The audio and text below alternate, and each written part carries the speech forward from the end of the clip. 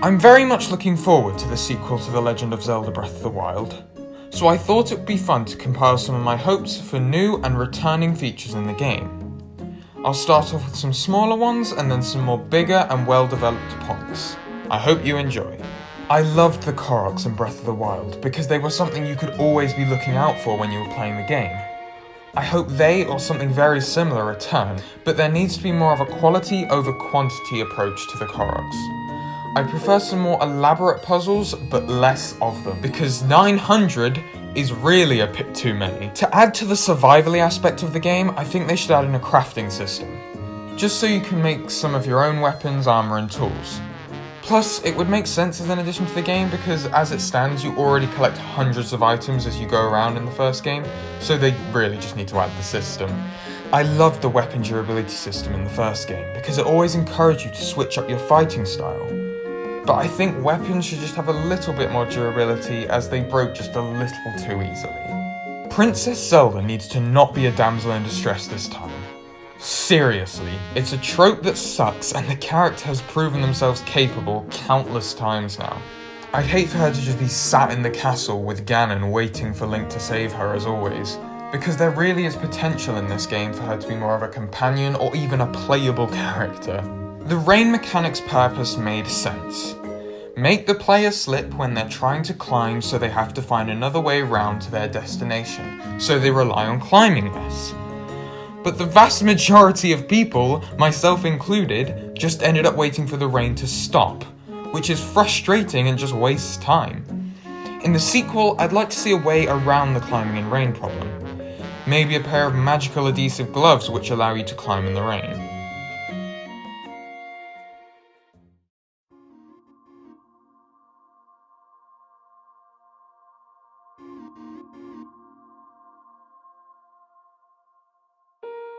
I hope the style in which they present the tutorial for old and new mechanics is just like in the first game. An isolated area where it's just you and some enemies, and maybe a companion similar to the King's Ghost wandering around. I just loved the feeling of isolation and silence in the Great Plateau as you bumbled around that beautiful world of Breath of the Wild for the first time. I thought it was the best tutorial in an open world game I've ever played. It provided a small, safe space for the player to learn the game's mechanics such as cooking and climbing through trial and error.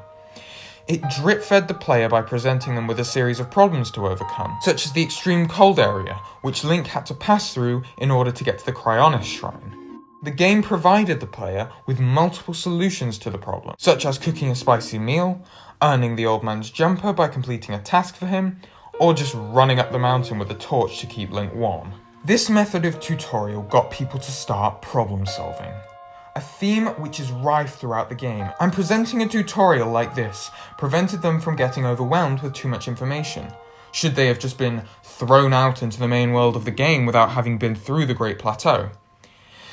It was so much more freeing than if the game just straight up told you, here's how you cook and make elixirs, or here's all the ways you can survive in a cold area. It introduced the player to things in a much more exciting and memorable way, because it feels really rewarding when you solve a problem in a way that you worked out yourself, rather than the game just telling you.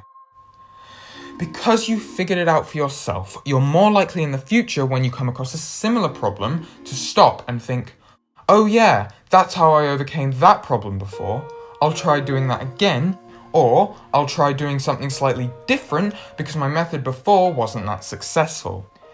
I'd like to see them do a tutorial like this again, but add to the formula even more clever ways to introduce the player to features which will benefit their survival in the game, and just to create that couple of hours of bliss for the player again in an isolated micro-environment before they're off to save the kingdom.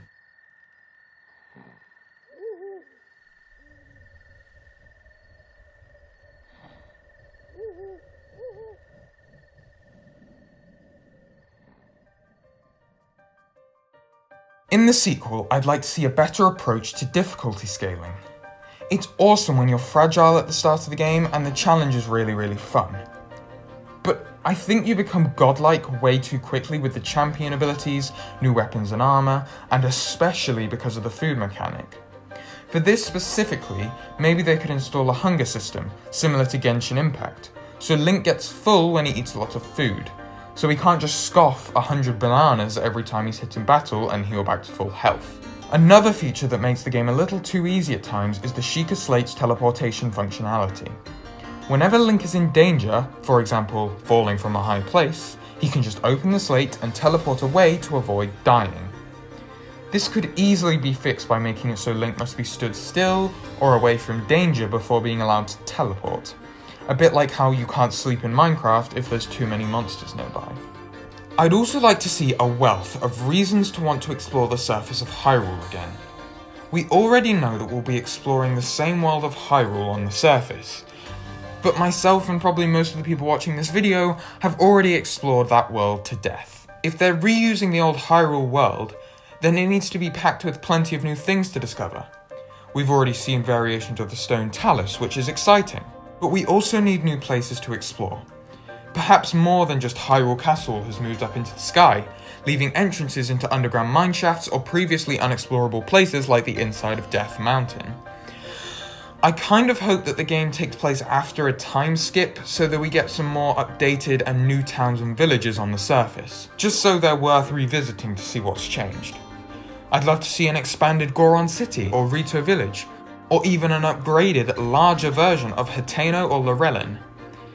Imagine the civilization on the Great Plateau rebuilt to its former glory and beyond, with a rebuilt Temple of Time. I think they especially need to do something new with the Great Plateau because surely they can't leave it as the used, empty, uninhabited tutorial area after you beat it in the first game. It has potential to be something new and exciting for sure. But I can't see us getting a rebuilt castle town as, well... I also hope there's loads and loads to explore in the sky. Imagine a bunch of new races with their own new towns up there, along with ancient temples to explore.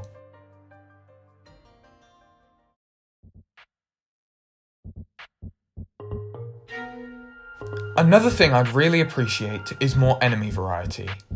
In the first game, it was always really exciting when you discovered a new enemy type, because you knew they behaved differently to the others you had already found.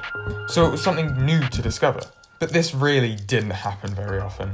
The enemy variation in the first game was pretty pitiful. The same handful of enemies and mini-bosses over and over, but just given a new coat of colour and an extra wad of HP and DPS slapped on. After the second trailer, it's clear that there will be more variety, but please, let there be even more new creative enemies than the select few we've already seen. The runes in Breath of the Wild were awesome. They were one of the defining features of the game and helped to make it into a physics playground. But their time is definitely up. We need an all-new set of runes, and I think the way we're going to get that is through Link's new afflicted arm that we've seen in the trailers.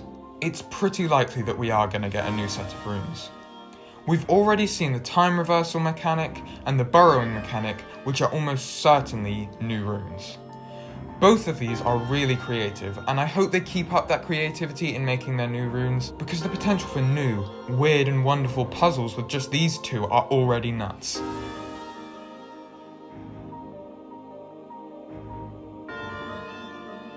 And finally, I hope they keep up the game's mystery in their marketing. I really hope they don't show off everything the game has to offer before it's even out. The mystery of the game is what has kept the anticipation so high this whole time. Plus, the less I see before going into this game, the better. I always find exploration games are more enjoyable when you don't know very much of what's to come. I mean, I went into the first game barely knowing what it was. I didn't even know shrines were a thing. This meant that everything in the game was a pleasant surprise. I don't really have too much faith, however, as Nintendo seems content on trying to spoil most aspects of their games before they're even out most of the time.